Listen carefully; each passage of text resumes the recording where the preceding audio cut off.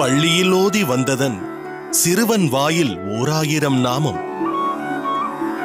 ஒள்ளியவாகிப் போத ஆங்கு அதனுக்கு ஒன்றுமோர் பொறுப்பிலனாகி பிள்ளையைச் சீறி வெகுண்டு தூண் புடைப்ப பிறையெயிற்றனல் விழிப்பேழ்வாய் தெள்ளிய சிங்கமாகிய தேவை திருவல்லிக்கேணி கண்டேனே. சுவாமி, தாசனடியேன். வா திருக்கோஷ்டி, உள்ளே வா. இப்பாசுரத்தை தாங்கள் இப்போது விரும்பி சேவித்ததில் ஏதாவது விசேஷ காரணம் இருக்கிறதா சுவாமி? இருக்கிறது திருக்கோஷ்டி நம்பி. சமீபத்தில் அடியேன் கேள்விப்பட்ட விசேஷமான செய்தி. இப்பாசுரத்தை சேவிக்கவும் அதன் அர்த்தத்தை சுவைக்கவும் அடியேன் மனம் விரும்புகிறது. சுவாமி, இப்பாசுரத்தின் கருத்தை தங்களின் திருவாயாலேயே சொல்லி அருள வேண்டும். சொல்கிறேன். அனைவரும் மிகவும் கொண்டாடும் பிரகலாத சரித்திரம் இப்பாசுரத்தில் திருமங்கை ஆழ்வாரால் பேசப்படுகிறது.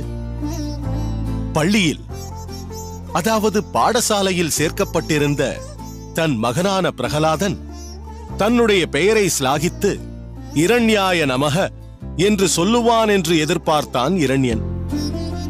காரணம், இரண்யகசிபுவின் ஆதிக்கம் மூவுலகிலும் பரவியிருந்த காரணத்தால் அனைத்து பாடசாலையிலும் பயிலும் மாணவர்கள் மற்றும் ஆசிரியர்கள் இரண்யாய நமக என்று சொல்லும்படிதான் அறிவுறுத்தப்பட்டிருந்தார்கள்.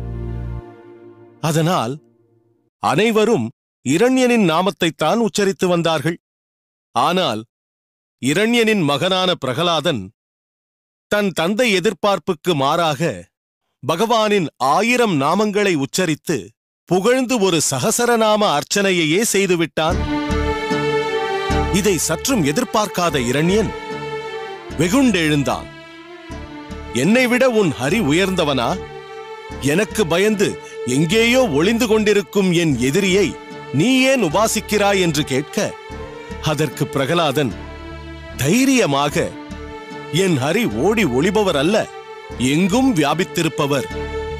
என் கண்களுக்கு அந்த எம்பெருமான் எங்கும் தெரிகிறான் என்றான். அப்படி என்றால் இந்த தூணிலும் அவன் இருக்க வேண்டுமே.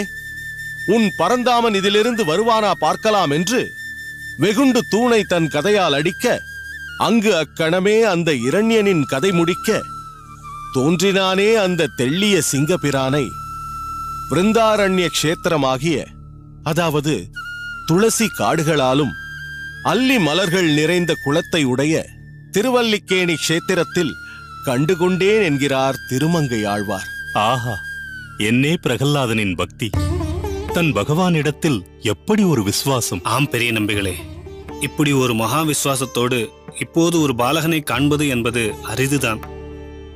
நீ சொல்வது போல் பிரகலாதன் மிகவும் அரிதானவன்தான். தன் குருநாதரிடமும், ஏன் உலகுமே அஞ்சு நடுங்கும் தன் தந்தையிடமும் தன் கருத்தை, அதுவும் உண்மை தத்துவத்தை திரித்துக் கூறாமல் உள்ளதை உள்ளபடி உரைத்தானே பிரகலாதன். அதே தைரியத்துடன் பாடசாலை மாணவன் ஒருவன் ஓர் மகா பண்டிதரிடத்தில் தைரியமாக வேதாந்த வாக்கியத்திற்கு ஓர் ஒப்புயர்வற்ற விளக்கத்தை கொடுத்திருக்கிறான். அதை நீ அறிவாயா திருக்கோஷ்டி நம்பி? சுவாமி, தாங்கள் யாரை குறிப்பிடுகிறீர்கள்? ராமானுஜன். இளையாழ்வார் என்கிற ராமானுஜன். ராமானுஜன்? என்ன, அடியேன் யாரை குறிப்பிடுகிறேன் என்று புரியவில்லையா? நம் திருமலை நம்பியின் மருமான் ராமானுஜனைத்தான் குறிப்பிட்டேன். திருக்கோஷ்டி நம்பி, உன் முகத்தில் வெளிப்பட்ட ஆச்சரியம் அடியேனின் தேகம் முழுவதும் இப்பொழுது வியாபித்திருக்கிறது. சுவாமி, ராமானுஜன் நிகழ்த்திய அந்த ஆச்சரியமான செயல் என்ன என்பதை அடியேன் அறிந்து கொள்ளலாமா? நிச்சயமாக.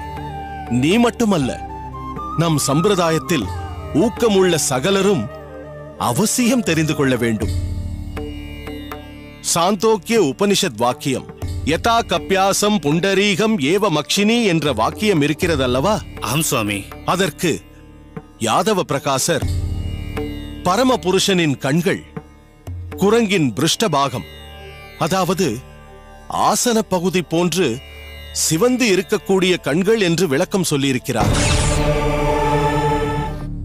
இதை கேட்டு வெகுண்ட ராமானுஜன் ஓர் ஒப்பற்ற விளக்கத்தை பதிலடியாக கொடுத்து யாதவ பிரகாசரையே வாயடைத்து போகும்படி செய்திருக்கிறான். சுவாமி, தாங்கள் சொல்லச் சொல்ல ஆவல் அதிகரிக்கிறது. பதிலாக ராமானுஜன் கொடுத்த அந்த விளக்கம் என்ன சுவாமி? தடாகத்தின் குளிர்ந்த நீரை தன் கிரணங்களால் பருகும் சூரியனின் ஆற்றலால் மலர்த்தப்பட்ட தாமரை இதழின் நிறத்தை ஒத்த சிவந்த திருக்கண்களை உடையவன் பரமபுருஷன் பகவான் என்று விளக்கம் சொல்லியிருக்கிறான் ராமானுஜன். அது மட்டுமல்ல, ஓர் உயர்ந்த பரம்பொருளின் திருக்கண்களுக்கு ஓர் தாழ்ந்த உவமையை எப்படி காட்டலாம்? அது எவ்வளவு பெரிய தவறு! இப்படி ஒரு தவறான விளக்கத்தை வேதாந்த பண்டிதரான நீங்களே தெரிவிக்கலாமா என்று தைரியமாக தன் குருவிடமே கேள்வி எழுப்பியிருக்கிறான் ராமானுஜன். ஆஹா, நிச்சயம் ராமானுஜன் கொடுத்த விளக்கம் அற்புதமானது, ஆழ்ந்து உணர்ந்து பாராட்டத்தக்கது சுவாமி. இதுவரை யாருக்கும் உதிக்காத சிந்தனையும் கூட. சரியாகச் சொன்னாய் பெரிய நம்பி. அதனால்தான் ராமானுஜன் அளித்த விளக்கத்தை ஓலையில் எழுதி எதிர்கால சம்பிரதாய சிற்பிகளுக்காக பத்திரப்படுத்தி வைத்துள்ளேன். தாய்மாமன் என்ற வகையில் திருமலை நம்பிகளும் நம் போன்ற சகல ஸ்ரீ வைஷ்ணவர்களும் பெரிதும் புகழ்ந்து உகக்க வேண்டிய ஒரு சிரோன்மணி ராமானுஜன்.